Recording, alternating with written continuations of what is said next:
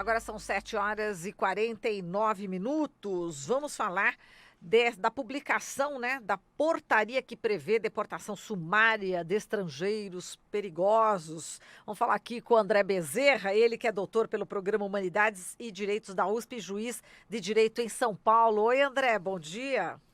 Bom dia, Marilu.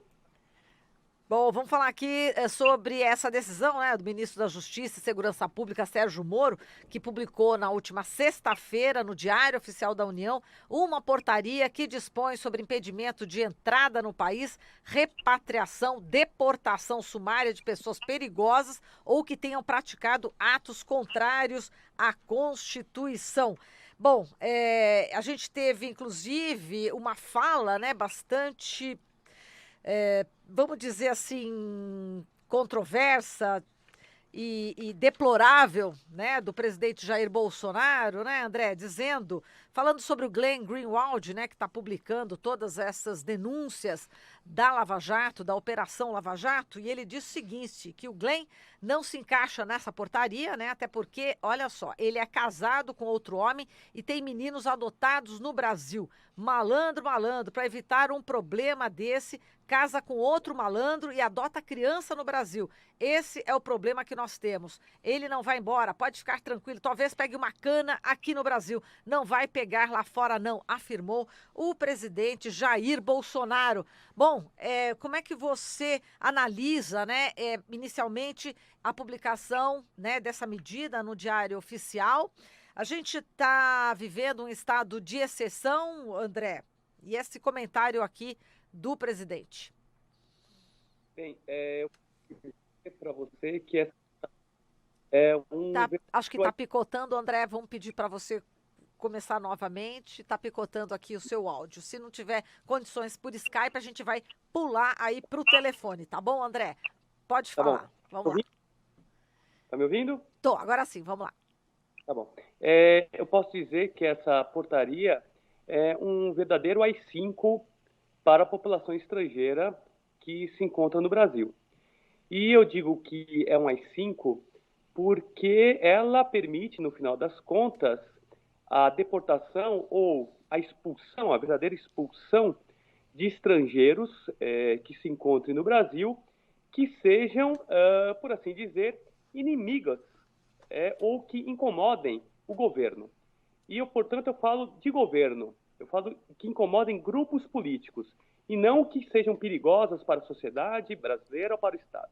Ela permite, no final das contas, pelo caráter vago de suas palavras, que um dado grupo político, independente de qual seja, que um dado grupo político expulse uma determinada pessoa que o incomode. Agora, o Bolsonaro falando... Desculpa, acho que picotou novamente. Continue, André. Tal como o regime ditatorial, tal como se fazia no AI-5, né? Exato. Agora, como o próprio Glenn Greenwald diz, nós não estamos vivendo numa ditadura e as instituições estão, enfim, funcionando ainda, né? Mais ou menos, André. Se essas instituições ainda estiverem funcionando, essas instituições vão declarar inválida essa portaria, não vão dar a menor validade jurídica a essa portaria. Há uma série de inconstitucionalidades, há uma série de ilegalidades nessa portaria que ela tem que ser completamente ignorada. Por exemplo, a gente tem que saber que o que é uma portaria? Uma portaria nada mais é do que um ato que está abaixo da lei e que objetiva dar execução à lei. Portanto, uma portaria não pode criar nenhum instituto jurídico, né? Uma portaria não pode criar um instituto como a deportação sumária, ela não pode restringir direito de pessoas, né? É o básico de uma portaria, qualquer aluno do primeiro ano de direito deveria saber disso. Exato, inclusive a OEA, né, está condenando, citando, né, exatamente o que essa portaria viola em termos de direitos no Brasil, não é isso? Inclusive direitos internacionais estão sendo violados, né, que o Brasil é signatário, né? Acordos internacionais. Mas tem uma série de gravidades, né? Além de tudo, o que são pessoas perigosas, né? Pessoas perigosas é um conceito absolutamente indeterminado, né, e que pode ser usado por necessidades, por conveniências de um governo de ocasião. Né? Um Estado de Direito ele não permite que um governo ou que as instituições punam cidadãos ou punam estrangeiros com base em palavras dúbias. Né? É preciso que as pessoas saibam, para serem punidas, o que seja punição. Pessoa perigosa, estrangeiro perigoso, é uma expressão que não diz absolutamente nada.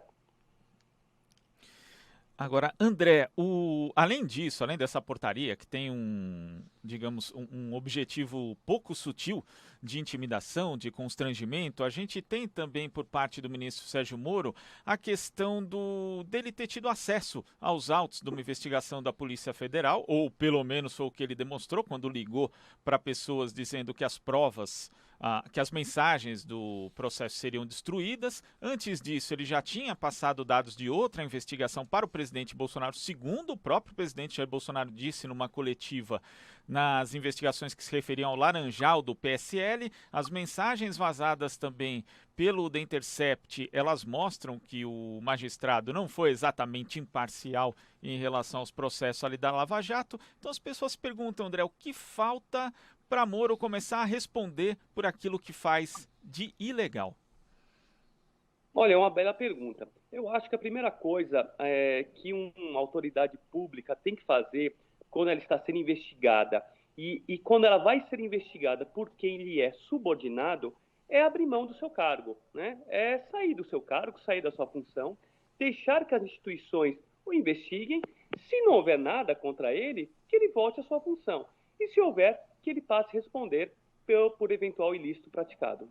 Exato. Agora tem mais uma delação aqui, né? Mais divulgada, sendo divulgada, que, enfim, é a delação do Palocci. Enfim, que é um foco, né, de mais uma informação da Vaza Jato, de que considerações políticas influenciaram a decisão do então juiz Sérgio Moro, né, para divulgar parte da delação do ex-ministro Palocci, praticamente uma semana do primeiro turno da eleição presidencial do ano passado, que atingiu em cheio aí o candidato Fernando Haddad, do Partido dos Trabalhadores, né? E ele estava dizendo o seguinte, que ele achava fraca aí a delação do Palocci, mas de qualquer forma serviu também para atingir em cheio essa questão toda das eleições do ano passado. Né, André, como é que você viu essa última aqui, que saiu na Folha de São Paulo hoje, 2 da manhã? Não para de sair, né, as notícias em relação a Vaza Jato, né, André? Tá duro acompanhar tudo, né? É muita informação, né? Mas está tudo dentro do mesmo contexto, parece, né? Essa portaria 66, por exemplo, quando eu falei para você, é um AI-5 em relação aos estrangeiros. Mas existem vários tipos de AI-5 que podem ser colocados em prática contra quem está no território brasileiro. Né? Por exemplo, submeter cidadãos, qualquer que seja, a julgamentos por juízes parciais, por juízes que usam do exercício da jurisdição para fins político-partidários, é uma violação terrível ao Estado de Direito.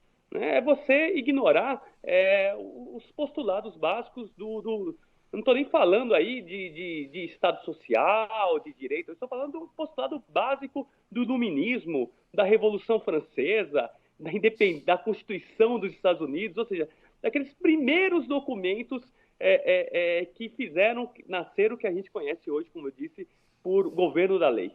Exato. E como é que você está acompanhando essa questão dos supostos hackers, hein, André?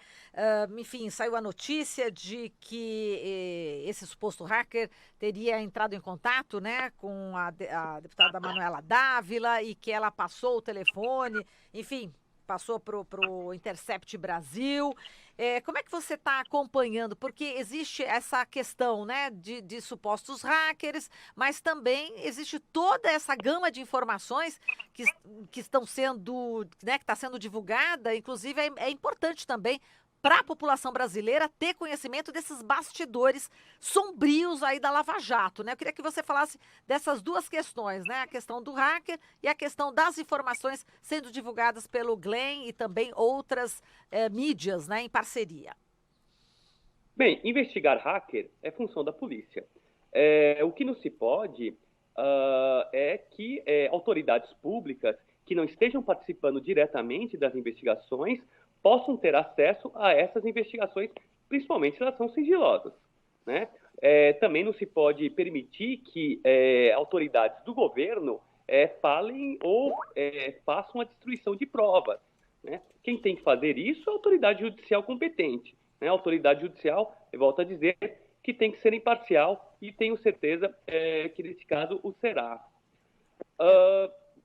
Em relação também ao hacker, o que me preocupa muito é usar o pretexto do hacker para violar um outro princípio básico de uma democracia, que é a liberdade de imprensa. A gente sabe muito bem, né, e a Constituição permite isso, que o jornalista ele tem segredo, ele tem o sigilo da fonte, né? Então ele pode fazer uso dessas fontes com bem entender. Ele não precisa revelar de onde veio as suas informações e nem por isso ele tem que ser tratado como um inimigo do governo.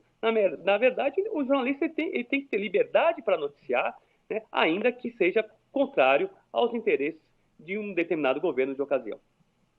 Agora, no caso justamente que a Marilu citou aqui, André, a Manuela recebeu o contato de uma pessoa e ela repassou o contato do jornalista Glenn Greenwald para essa pessoa. Isso configura algum crime?